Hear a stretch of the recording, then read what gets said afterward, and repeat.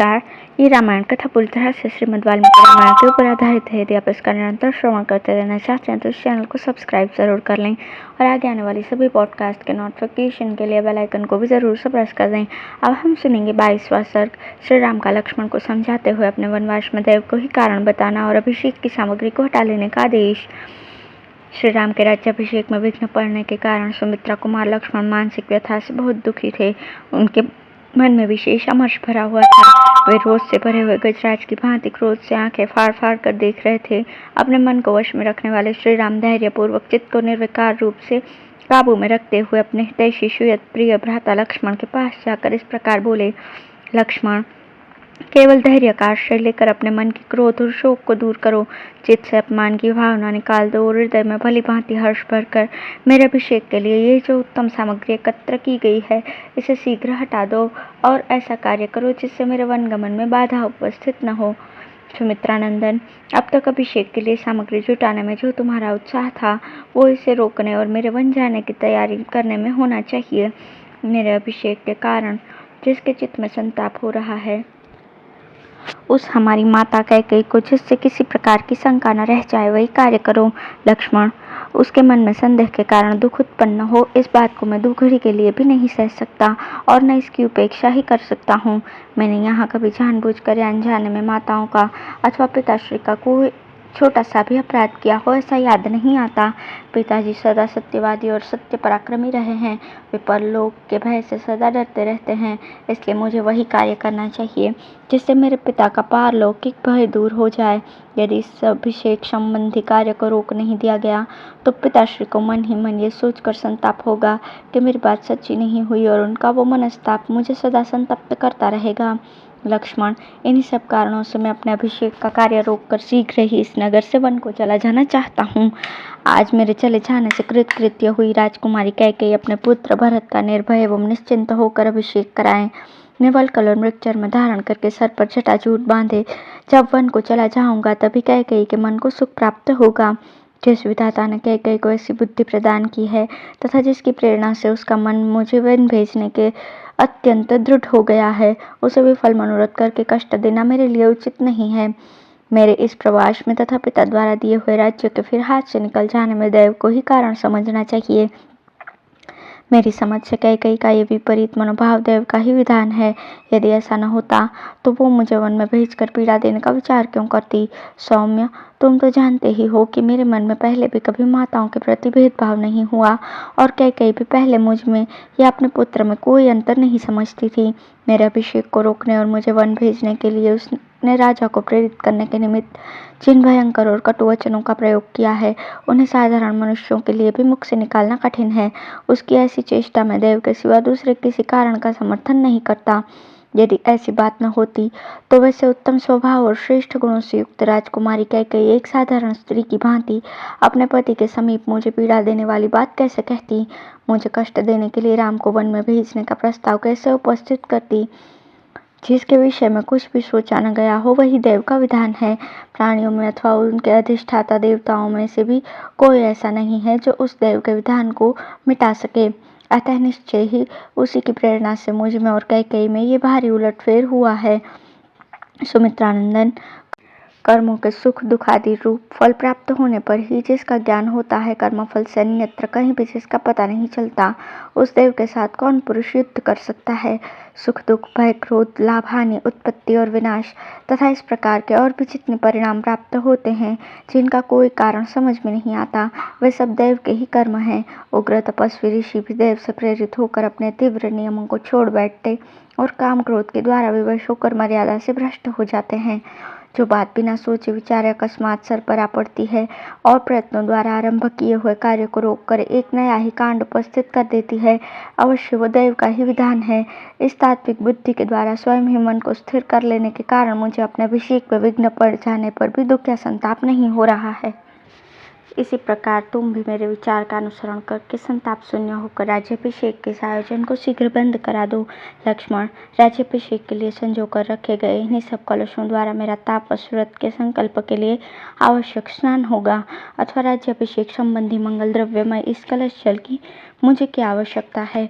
स्वयं मेरे द्वारा अपने हाथ से निकाला हुआ जल ही मेरे व्रतादेश का साधक होगा। लक्ष्मी के इस उलटफेर के विषय में तुम कोई चिंता न करो। मेरे लिए राज्य अथवा वनवास दोनों समान हैं, बल्कि विशेष विचार करने पर वनवास ही महान अभ्युदयकारी प्रतीत होता है। मेरे राज्याभिषेक में जो विघ्न आया है, इसमें मेरी सबसे छोटी माता कारण है, ऐसी शंका नहीं करनी चाहिए, क्योंकि वो दैव के अधीन थी। इसी प्रकार पिताश्री भी किसी तरह इसमें कारण नहीं है। तुम तो दैव और उसके अद्भुत प्रभाव को जानते ही हो, वही कारण है। अब है 23वां सर्ग। लक्ष्मण की ओज भरी बातें, उनके द्वारा दैव का खंडन और पुरुषार्थ का प्रतिपादन तथा उनका श्री राम के अभिषेक के निमित्त विरोधियों से लोहा लेने के लिए उद्यत होना। श्री रामचंद्र जी जब इस प्रकार कह रहे थे, उस समय लक्ष्मण सिर झुकाए कुछ सोचते रहे। फिर सहसा शीघ्रता पूर्वक वे दुख और हर्ष के बीच की स्थिति में आ गए। श्री राम के राज्याभिषेक में विघ्न पड़ने के कारण उन्हें दुख हुआ और उनकी धर्म में दृढ़ता देखकर प्रसन्नता हुई। नरश्रेष्ठ लक्ष्मण ने उस समय ललाट में भौहों को चढ़ाकर लंबी श्वास खींचना आरंभ किया, मानो बिल में बैठा हुआ महान सर्प रोष में भरकर फुंकार मार रहा हो। तनी हुई भौहों के साथ उस समय उनका मुख कुपित हुए सिंह के मुख के समान जान पड़ता था। उसकी ओर देखना भी कठिन हो रहा था।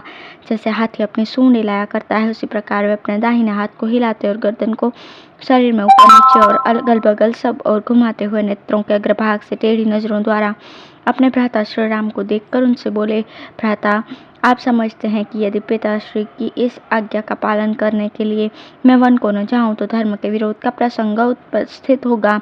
इसके अतिरिक्त लोगों के मन में ये बड़ी भारी शंका उठ खड़ी हो जाएगी कि जो पिता की आज्ञा का उल्लंघन करता है, वो यदि राजा ही हो जाए तो हमारा धर्म पूर्वक पालन कैसे करेगा। साथ ही आप यह भी सोचते हैं कि यदि मैं पिता की इस आज्ञा का पालन नहीं करूं, तो दूसरे लोग भी नहीं करेंगे। इस प्रकार धर्म की अवहेलना होने से जगत के विनाश का भय उपस्थित होगा।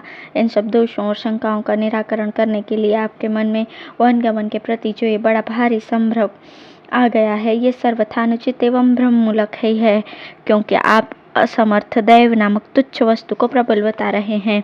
दैव का निराकरण करने में समर्थ आप जैसा क्षत्रिय शिरोमणि वीर यदि भ्रम में नहीं पड़ गया होगा, तो ऐसी बात कैसे कह सकता था।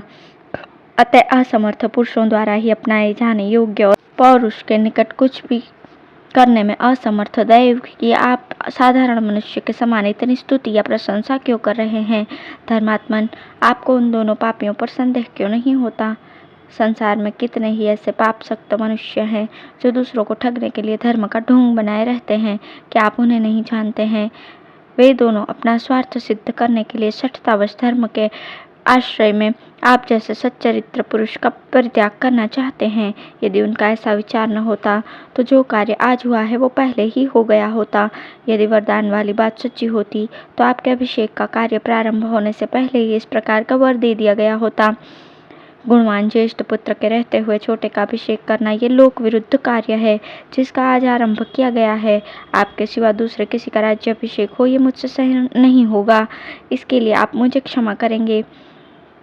महामते, पिता के जिस वचन को मानकर आप मोह में पड़े हुए हैं और जिसके कारण आपकी बुद्धि में दुविधा उत्पन्न हो गई है, मैं उस धर्म मानने का पक्षपाती नहीं हूँ। ऐसे धर्म को तो मैं घोर विरोध करता हूँ। आप अपने पराक्रम से सब कुछ करने में समर्थ होकर भी कैकेयी के वश में रहने वाले पिता के अधर्मपूर्ण एवं निंदित वचन का पालन कैसे करेंगी। वरदान की झूठी कल्पना का पाप करके आपके अभिषेक में रोड़ा अटकाया गया है, फिर भी आप इस रूप में नहीं ग्रहण करते हैं। इसके लिए मेरे मन में बड़ा दुख होता है। ऐसे कपटपूर्ण धर्म के प्रति होने वाले आसक्ति निंदित है।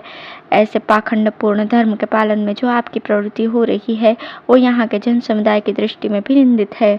आपके अतिरिक्त दूसरा कोई पुरुष सदा पुत्र का हित करने वाले माता पिता नामधारी उन कामाचारी शत्रुओं के मनोरथ को कैसे पूर्ण कर सकता है। माता पिता के इस विचार को कि आपका राज्याभिषेक न हो, जो आप दैव की प्रेरणा का फल मानते हैं, यह भी मुझे अच्छा नहीं लगता। यद्यपि वो आपका मत है, तथापि आपको उसकी उपेक्षा कर देनी चाहिए। जो कायर है, जिसमें पराक्रम का नाम नहीं है, वही दैव का भरोसा करता है। सारा संसार जिन्हें आदर की दृष्टि से देखता है वे शक्तिशाली वीर पुरुष दैव की उपासना नहीं करते हैं। जो अपने पुरुषार्थ तथा दैव को दबाने में समर्थ हैं, वो पुरुष दैव के द्वारा अपने कार्य में बाधा पड़ने पर खेद नहीं करता, शिथिल होकर नहीं बैठता। आज संसार के लोग देखेंगे कि दैव की शक्ति बड़ी है या पुरुष का पुरुषार्थ। आज दैव और मनुष्य में कौन बलवान है और कौन दुर्बल, इसका स्पष्ट निर्णय हो जाएगा। जिन लोगों ने दैव के बल से आज आपके राज्याभिषेक को नष्ट हुआ देखा है, वे ही आज मेरे पुरुषार्थ से अवश्य ही दैव का भी विनाश देख लेंगे।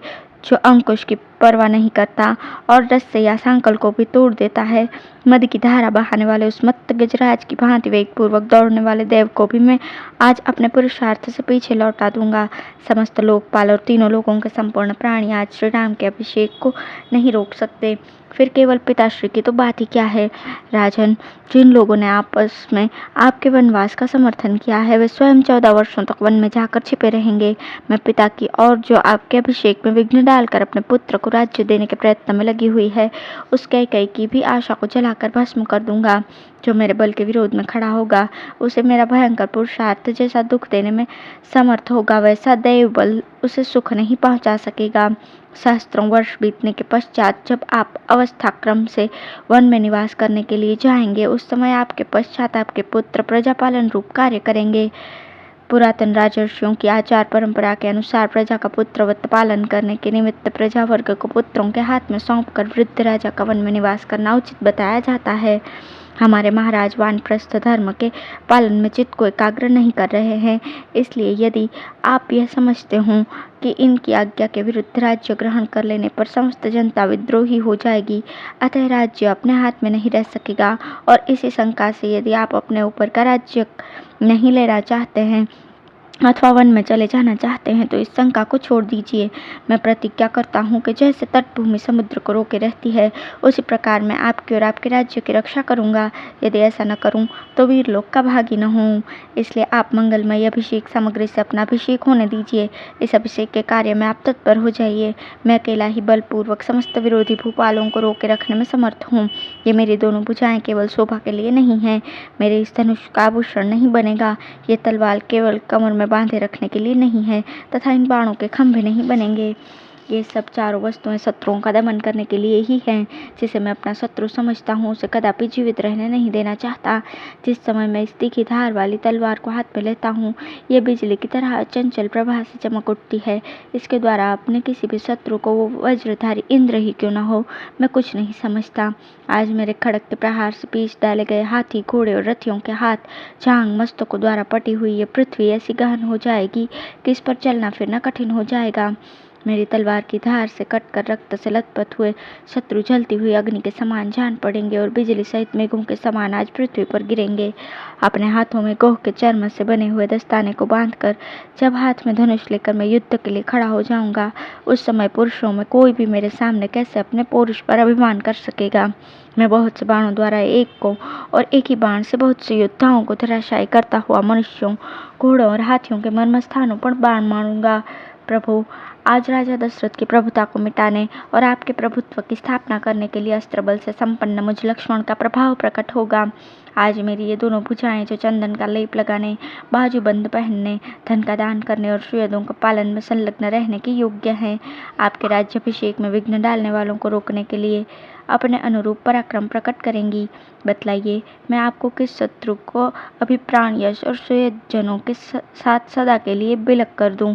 जिस उपाय से भी ये पृथ्वी आपके अधिकार में आ जाए, उसके लिए मुझे आज्ञा दीजिए। मैं आपका दास हूँ। रघुवंश की वृद्धि करने वाले श्री राम ने लक्ष्मण की ये बातें सुनकर उनके अश्रु पोंछे और उन्हें बारंबार सांत्वना देते हुए कहा, भ्राता, मुझे तो तुम माता पिता की आज्ञा के पालन में ही दृढ़तापूर्वक स्थित समझो। यही सत्पुरुषों का मार्ग है। इस प्रकार श्री वाल्मीकि निर्मित रामायण आदि काव्य के अयोध्या कांड में 23वां सर्ग पूर्ण हुआ। धन्यवाद।